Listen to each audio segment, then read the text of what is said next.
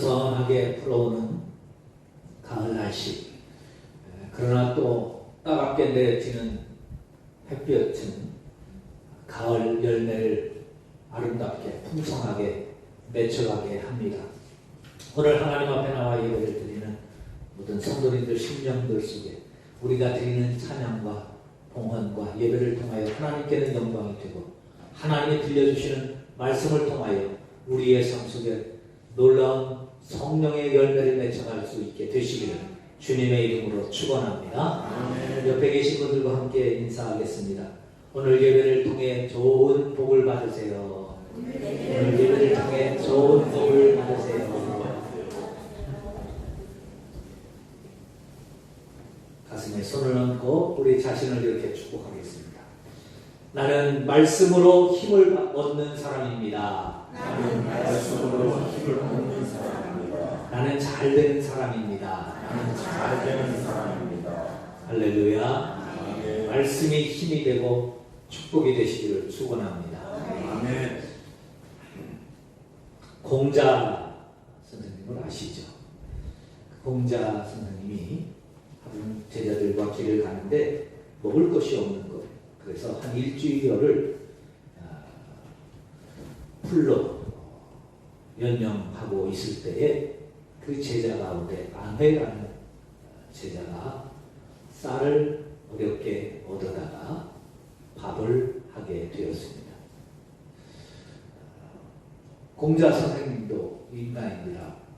한 일주일 동안 밥을 못 먹고 풀만 먹고 있다가 밥 냄새를 보니 이게 궁금해서 빨리 되었으면 하는 마음에 밥 냄새가 나서 부엌 쪽으로 다가가서 부엌을 이렇게 쳐다보려는 순간 그 제자 아내가 밥을 하고 있다가 솥을 열고 밥을 한 주먹 쥐고 먹는 것을 봤어요.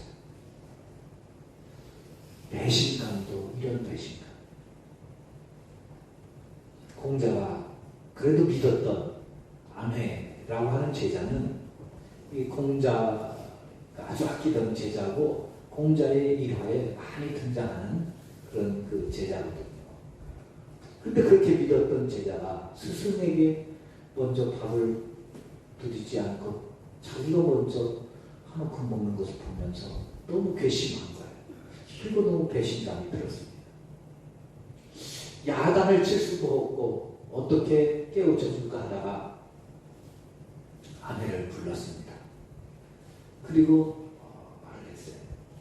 내가 잠깐 잠이 들었는데 아내야, 꿈속에서 너의 선친을 되었는데 밤이 되면 먼저 조상들께 제사를 먼저 드리고 먹으라 하더구나. 그러니까 아내가 거기에서 무릎을 꿇고 공자에게, 스승님에게 말합니다. 스승님, 죄송합니다. 이 밥으로는 제사를 지낼 수가 없습니다. 공자가, 그렇지, 네가 먼저 먹었으니 무슨 맛으로 제사를 지내겠느냐. 이제 그러고 있는데 그 뒤에 이렇게 말합니다. 제가 밥이 다 되었나 확인하려고 뚜껑을 여는 순간 천정에서 흙덩이가 하나 떨어졌습니다. 건져냈는데 흙이 묻은 그 밥을 스승님께 드릴 수도 없고, 그리고 이 밥이 얼마나 귀한 건데 그렇다고 버릴 수도 없고, 그래서 제가 그 부분을 걷어서 먹었습니다. 이 밥으로 제사를 드릴 수도 없습니다. 그런 거예요. 공자가 순간 그 이야기를 듣고 자기 제자를 오해하고 또 그 제자에 대해서 그런 괘씸한 마음을 품은 것에 대해서 너무 미안한 마음이 들었습니다. 그래서 제자들에게 자기의 부끄러운 말을 고백하려고 제자들을 모았어요. 그리고 제자들에게 이렇게 말했다고 합니다. 예전에 나는 내 눈을 믿었었다. 그런데 이제 나의 눈도 믿을 것이 못 되는구나. 예전에 나는 나의 머리도 믿었다. 그런데 이제 내 머리도 믿을 것이 못 되는구나. 너희는 보고 들은 것이 확실해도 분명해도 반드시 그 진실이 아닐 수 있음을 명심해라. 여러분, 공자 그러면 성인 군자 아니에요. 그런 분들도 오해할 수 있다는 겁니다. 들어서 오해하는 게 아닙니다. 내가 직접 본 거예요. 그런데 내가 직접 본 것이 분명함에도 불구하고 그것이 내가 본 것이 전부가 아닐 수 있다는 것이지. 신앙생활 우리가 해나가면서 정말 조심하고 또 조심해야 될 것이 우리의 신앙생활입니다. 왜냐하면 영생에 관한 문제가 달려있기 때문이죠. 요즘 그전에는요, 이단들이 특별히 신천지는요, 숨어서 포교를 했습니다. 전 전도라는 말을 잘 안 써요. 이단이 하는 걸 전도라고 하기가 조금 좀 그래서 포교. 요즘은요, 신천지가 나는 신천지입니다. 드러내놓고 포교를 합니다. 오늘 아침에 몇몇 분의 목사님들이 사진을 보여줬어요. 목사님, 이 사진이 뭔지 아세요? 대통령실에서 홍보용을 올린 겁니다. 그러면서 사진을 보내줬어요. 그 사진이 김건희 여사님이 안상홍 증인의 하나님의 교회, 이 옆에도 있죠? 하나님의 교회. 그 성도들하고 찍은 사진을 홍보 사진으로 올렸어요. 우리가 본 것이 다는 아닐 수 있지만 이단을 홍보하는 그런 입장에서 오해가 될 법한 그런 모습이죠. 요즘 우리야 이단이라고 하지만 교회 밖에서는 저 사람들이 이단인지 삼단인지 본단인지 관심이 없습니다. 그냥 다 교회라고 말하는 거죠. 그런 속에서 우리가 신앙생활 하는 것이 얼마나 조심해야 돼요. 이제는 아예 그전에는 신천지들이 교회에 은밀하게 침범해 왔어요.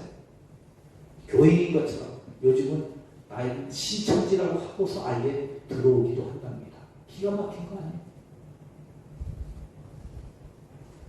오늘 본문에도 우리가 신앙생활을 바르게 하지 못하면 얼마든지 잘못될 수 있다는 것을 강력하게 경고해 주고 있습니다.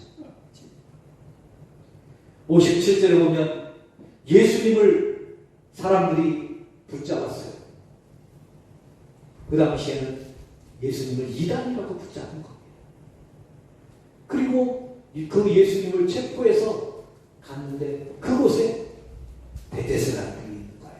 서기관들이 있는 거예요. 그리고 많은 사람들이 예수님을 죽이기 위해서 거짓 증거들을 수집을 하는데 거짓 증거가 수없이 들어오는 거예요. 여러분, 그 사람들이 신앙생활을 안 하는 사람들이 아닙니다. 하나님을 안 믿는 사람들이 아니에요. 다 하나님을 믿는 사람들이에요. 그리고 하나님을 잘 믿는다고 생각했던 사람들입니다. 그런데 그들이 지금 그런 짓을 하고 있는 거예요. 이런 모습을 보면서 여러분, 우리가 신앙생활을 그냥 오늘도 주일이니까 교회 가자. 교회 가서 1시간 예배 드리고 와서 내 신앙생활을 잘하고 있다고 생각한다면 너무나 큰 오산이에요. 신앙 긴장을 하지 않으면 우리의 신앙이 언제 어떻게 잘못되고 변질될 수 있을지 아무도 장담할 수 없습니다. 오늘 말씀을 통해서 우리의 신앙생활을 다시 한번 점검하고 다시 하나님께로 한 걸음 더, 한 발짝 더, 또 심리적으로도 하나님을 더 가까이 하고 섬길 수 있는 그런 믿음의 사람으로 자라갈 수 있게 되시기를 주님의 이름으로 축원합니다. 신앙생활을 할 때 내 자리를 다시 한번 확인하자는 거예요. 그 자리가 내 자리가 맞나? 오늘 본문 57절, 58절입니다. 예수를 잡은 자들이 그를 끌고 대제사장 가야바에게로 가니 거기 서기관과 장로들이 모여 있더라. 베드로가 멀찍이 예수를 따라 대제사장의 집들에까지 가서 그 결말을 보려고 안에 들어가 하인들과 함께 앉아 있더라. 영탁이라는 가수가 부르는 노래가 있는데 네가 왜 거기서 나와 하는 노래가 있어요. 네가 왜 거기서 나와. 그런 제가 설교 준비하는데 그 노래가 생각이 나서 가사를 좀 찾아봤어요. 제가 다른 데를 몰라도 네가 왜 거기서 나와 이거는 많이 들어서 알고 있거든요. 도대체 이 가사가 뭐냐 했더니 쭉 살펴보니까 연인 관계인데 그 애인을 보러 집 근처에 간 거예요. 가서 전화를 해가지고 보고 싶다 그러니까 피곤해서 잔다고 그래서 이제 피곤해서 잔다고 그러니까 보고 싶은 마음에 여기까지 왔지만 잔다고 그러니까 그 친구를 배려해서 그 피곤하면 잘 자라. 그러고서 인사를 하고 나서 쓸쓸한 마음에 돌아서서 술집 나이트 클럽인가 어디를 가는데 그 나이트 클럽에서 그 친구가 나오는 거예요. 조금 전에 집이라고 그러면서 피곤해서 잔다고 그러는 친구가 다른 데 가서 다른 남자하고 놀면서 나온 거. 그걸 보고 이제 가슴을 지은 거더라고요. 엉뚱한 곳에서 뜻하지 않는 곳에서 뜻하지 않는 사람들을 만났을 때 네가 왜 거기서 나와 그러는 거예요. 오늘 본문에 대제사장들을 보면서 서기관들을 보면서 그 생각이 났어요. 네가 왜 거기서 나와.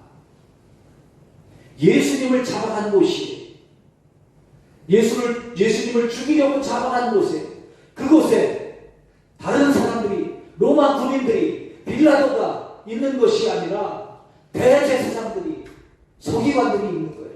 대제사장은 여러분 어떤 사람들이에요? 요즘으로 이야기하면 목사님들이에요. 목사님들이 계셔야 될 곳이 어디에? 예배의 장소 아니겠어요? 사람들을 진리 가운데로 하나님께로 구원의 자리로 용서의 자리로 인도하는 그곳에 있어야 될 목사님들이 예수님을 죽이는 그 자리에 가 있는 거예요. 왜요? 정치적인 이유.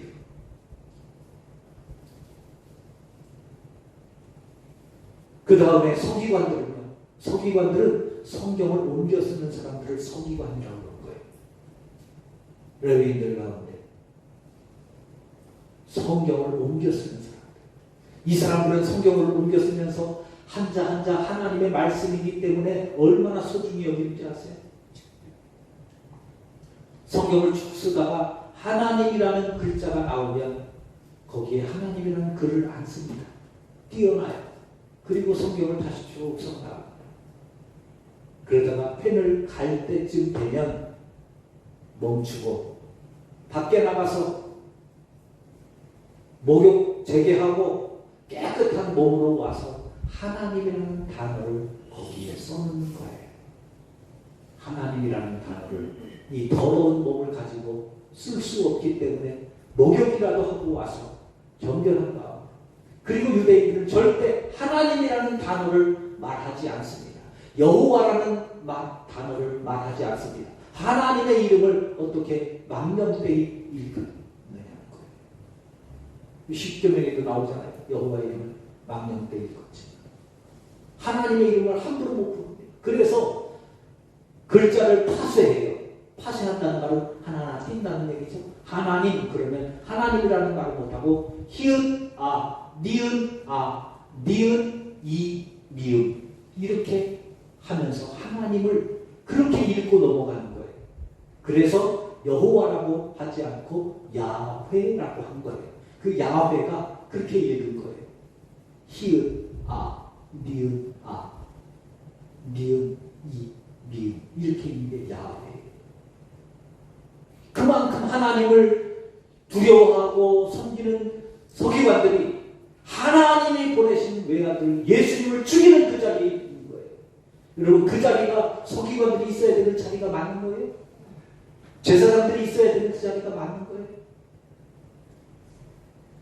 또 58절에 보세요. 58절에 보면 예수님이 붙잡혀 가는 그 모습을 보고 베드로가 멀찍이 예수님을 따라갔다 그랬어요. 예수님을 멀찍이 따라. 예수님은요 생전에 제자 훈련을 하면서 다른 제자들도 사랑했지만 특별히 베드로, 야고보, 요한을 특별히 사랑해서 늘 예수님은 베드로를 예수님 늘 가까이 두셨어요.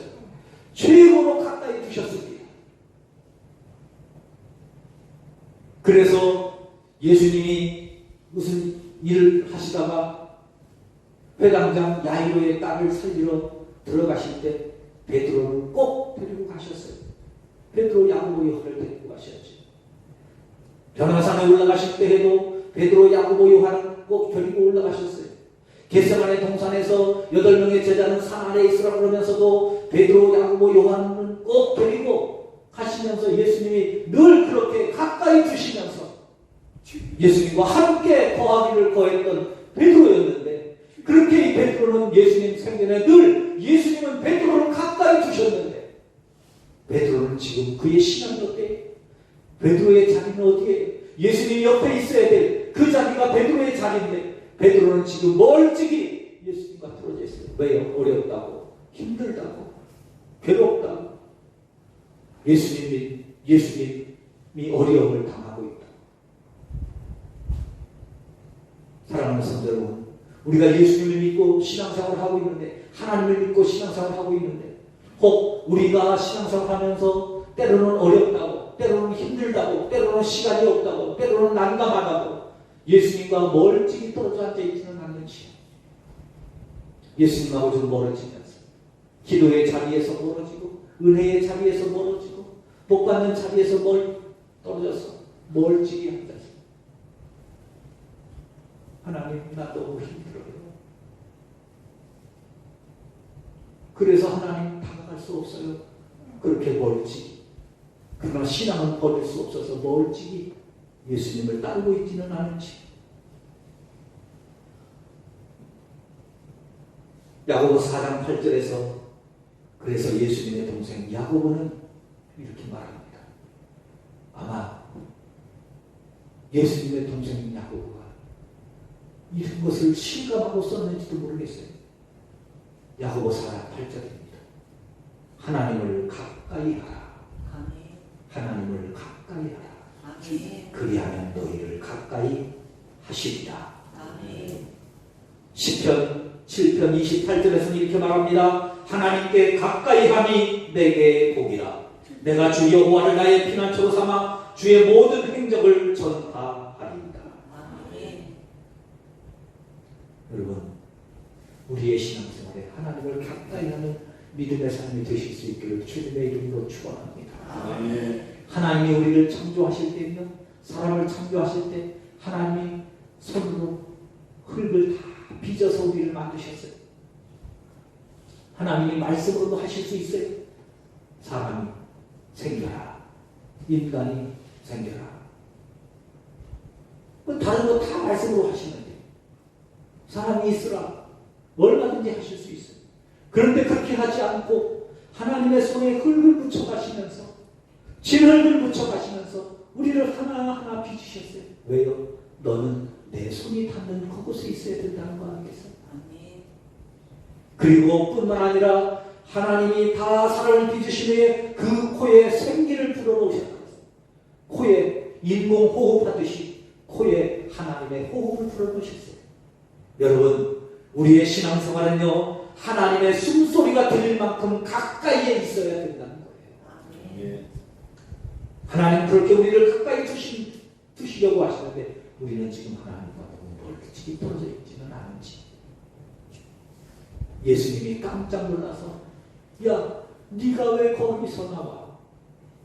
오늘 예배 시간인데 예배의 자리에 있어야 되는데, 지금 기도 시간인데 기도의 자리에 있어야 되는데, 지금 은혜의 시간인데 은혜의 자리에 있어야 되는데, 네가 왜 거기서 나와? 예수님이 이 노래를 우리를 보고 부르신다면 얼마나 부끄럽겠습니까?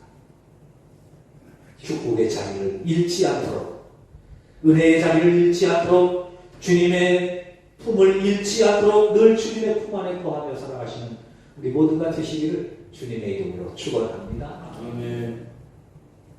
두 번째로는 우리의 말이 맞는지를, 이게 지금 내가 해야 될 말인지를 점검하자는 거예요. 목사로서 내가 할 말인지, 장로로서 내가 할 말인지, 권사로서 내가 할 말인지, 집사로서 내가 할 말인지, 성도로서 내가 할 말인지, 이 말을 한번 점검해 보자는 거예요. 대제사장들과 서기관들을 비롯한 온 공회가 예루살렘에 모여서 예수님을 죽이려고 거짓 증거를 찾고 있습니다. 그런데요, 오늘 본문 59절부터 보세요. 대제사장들과 온 공회가 예수를 죽이려고 그를 칠 거짓 증거를 찾으며 거짓 증인들이 많이 왔다. 거짓 증인들이 많이 왔다. 많은 사람들이 와서 거짓 증거를 대는 거예요. 거짓 증거를 대는 거예요.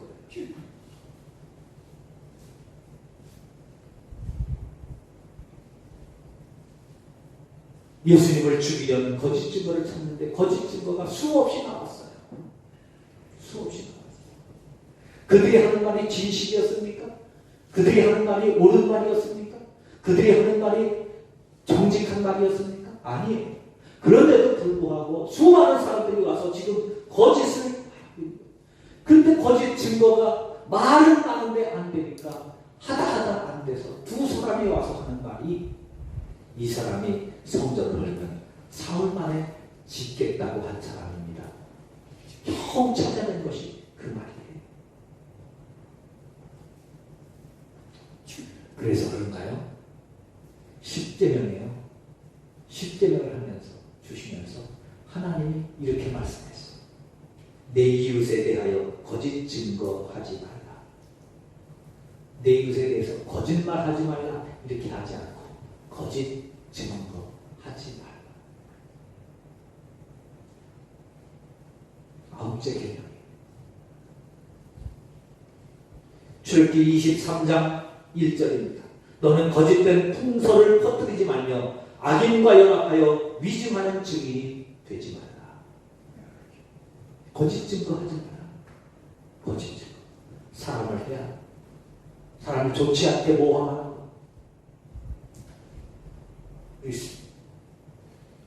살다 보면 그렇잖아. 누가 듣고 누가 못 듣고 좋지 않은 얘기 할 때가 있잖아요. 하고 싶을 때가 있잖아요. 그런 말 하지 말라는 거예요. 그런 말 하지 마. 특별히 여러분 다른 사람을 해하거나 다른 사람에게 상처를 주거나 다른 사람을 힘들게 하는 말을 될 수 있으면 하지 말고 좋은 말, 믿음의 말, 축복의 말 많이 하면서 사실 수 있기를 주님의 이름으로 축원합니다. 우리 찬송 CC에도 그런 거 있잖아요. 미고사주 미안합니다. 고맙습니다. 사랑합니다. 축복합니다. 이런 말도 훈련입니다. 훈련. 그 말하는 거 두 가지만 말씀을 드리려고 합니다. 첫째는 듣기 좋은 소리보다는 듣기 좋은 말보다는 좋은 소식을 전하자는 거예요. 할렐루야. 우리는 남들이 듣기 좋은 소리 하기가 쉽죠. 이빨린 말이라고 하잖아요. 근데 그런 말도 좋지요. 그러나 우리 그리스도인은 좋은 소식을 전해야 돼요. 할렐루야. 좋은 소식이 뭐예요? 그게 복음이에요. 복음. 사무엘상 18장에 보면 다윗의 아들 압살롬이 반역을 합니다. 아버지 다윗을 죽이고 자기가 왕이 되려고. 그 반역이 났는데 하나님이 세우신 왕인데 그 반역한다고 되겠어요? 전세가 거의 압살롬에게 다 넘어가 95% 이상 넘어갔어요. 근데 하나님께서 다윗을 지키셔서 다윗이 다시 기사에서 살아납니다. 그리고 대전투를 합니다. 전투가 끝났어요. 다윗의 군대장관 요압이 사촌이죠. 그 사촌이 군대장관 다 정리를 했어요. 압살롬이 죽었습니다. 전쟁이 끝나자 아히마아스라고 하는 사람이 요압 장군을 찾아갑니다. 장군님, 지금 이 기쁜 소식을 빨리 임금님께 전해야 되겠습니다. 저를 전령으로 보내주십시오. 그 자기를 보내달라는 거예요. 그러니까 요압이 말립니다. 가지 마라. 이거 좋은 일이 아니다. 가지 마라. 아닙니다. 보내주세요. 야, 이거 가서 소식 전한다고 상금 되는 것도 아니야. 가지 마라. 그러면서 옆에 있는 구스 사람, 아프리카 이제 사람을 먼저 보냅니다. 그런데 이 아히마아스가 또 다시 와서 그럴 거예요. 장군님, 저를 제발 좀 보내주십시오. 야, 그거 기쁜 소식이 아니라 좋은 소식이 아니니까. 그러면서 가지 말라고 하는데 기꺼이 보내달라는 거예요. 하도 사정을 하니까 요압이 그럼 너도 가서 전하라. 그래서 보냈어요. 아히마아스가요. 막 달려가서 쉬지 않고 달려가서 먼저 출발한 구스 사람보다 먼저 다윗에게 도착합니다. 도착해서 임금님 기뻐하십시오. 우리가 이겼습니다. 전쟁에서 승리했습니다. 다윗이 지금 좋기는 하지만 그 전쟁이 자기 아들하고 한 전쟁인데 뭐 좋기만 하겠어요. 전쟁이 이겼다는 소식은 둘째치고 묻습니다. 그러면 내 아들 압살롬은 어떻게 됐느냐? 그렇게 묻습니다. 아히마아스가 요압이 자기를 말린 이유를 알았거든요. 그래서 이렇게 전합니다. 임금님, 제가요 전쟁에 승리한 것까지는 소식을 들었는데 임금님 아들 압살롬에 대해서는 생사를 알지 못합니다. 제가 올 때 막 성에서 막 큰 소리가 나긴 했는데 그래도 도대체 무슨 소리였는지는 모르겠습니다. 여기까지는 전해요. 조금 그 말이 끝나자마자 구스 사람이 달려옵니다. 구스 사람이 와가지고 임금님 기뻐하십시오. 전쟁에서 승리했습니다. 다윗이 또 묻습니다. 전쟁 승리하는 이미 다들 다 알고 있다. 중요한 것은 내 아들 압살롬이 어떻게 됐느냐? 그때 구스 사람 압살롬 하나님이 임금님 원수를 갚아주셨지요. 죽었습니다. 기뻐할 줄 알았는데 다윗이 뒤에 나가지고 대성통곡을 하는 거예요. 대성통곡을 하는 거예요. 얼마나 통곡을 했는지 전쟁에 나갔던 사람들이 이겼다는 소식을 전했던 사람들이 무색하죠. 미안할 정도로 대성통곡을 하는 거예요. 여러분, 전쟁에서 이겼다는 소식은 좋은 소식이지요. 그러나 압살롬이 죽었다는 소식은 그것도 기쁜 소식이지만 사람이 죽었다는 소식, 자식이 죽어 비록 반역한 자식이지만 반역자지만 그 자식이 죽었다는 소식은 좋은 소식이 아닙니다. 그래서 요압은 그 소식을 전하지 말라고 아히마아스를 아낀 거예요. 살면서 좋은 소식을 전할 수 있는 사람, 그런 믿음의 사람들이 되실 수 있기를 주님의 이름으로 축원합니다. 두 번째로 바른 말보다는 사랑의 말을 하실 수 있기를 바랍니다. 바른 말. 대인관계를 깨뜨리는 이유 중에 하나는 거짓말을 해서도 그렇지만 바른 말을 너무 잘하는 거예요. 너무 바른 말을 잘하는 거예요. 틀린 말 하는 게 아니에요. 바른 말을 하는 거예요. 근데 여러분 그 바른 말이 관계를 깨뜨리는 거예요. 가까이 하지 못한 거예요. 왜? 너무 바른 말만 하니까.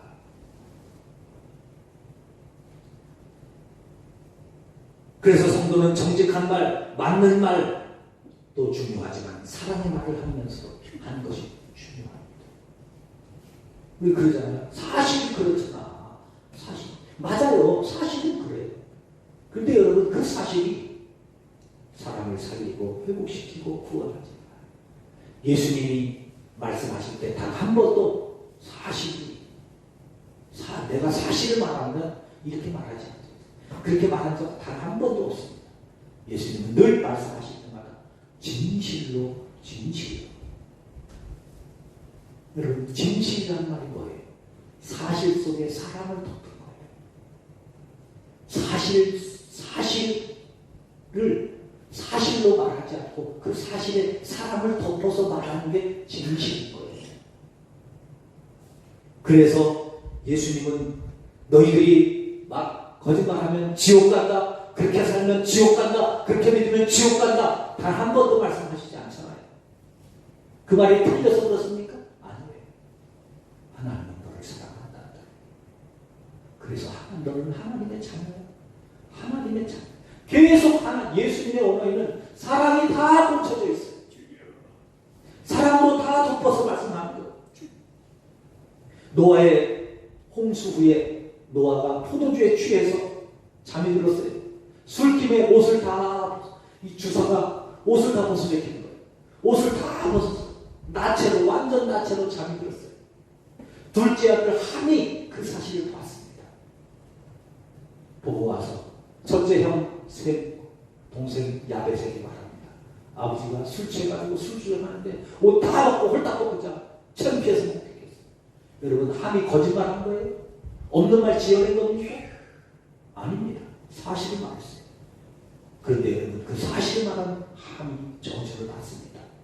거짓을 말해서 저주 받는 게 아니에요. 말을 보태서 저주를 받는 게 아니에요. 말을 바꾸어서 저주를 받는 게 아니에요. 사실을 사실로 말했는데 저주를 받았어요. 사랑이 펴지지 않는 사실이지만 그것이 화를 자초할 수 있다는 거예요. 예수 믿는 우리는 거짓 증거를 안 하는 것도 중요하지만 사실을 말할 때에도 진실을 말하는 것이 정말 중요합니다. 정말 중요합니다. 여러분들의 인생을 바꿀 만큼 중요한 거예요. 사랑의 언어로, 사랑을 덮은 언어로 바꾸어 말할 수 있는 지혜가 우리에게 있기를 주님의 이름으로 축복합니다. 오늘 본문을 통해서 두 가지 점검하자고 했습니다. 여기가 내가 있어야 될 자리인지, 거기가 내가 가야 될 자리인지, 그리고 지금 이 말이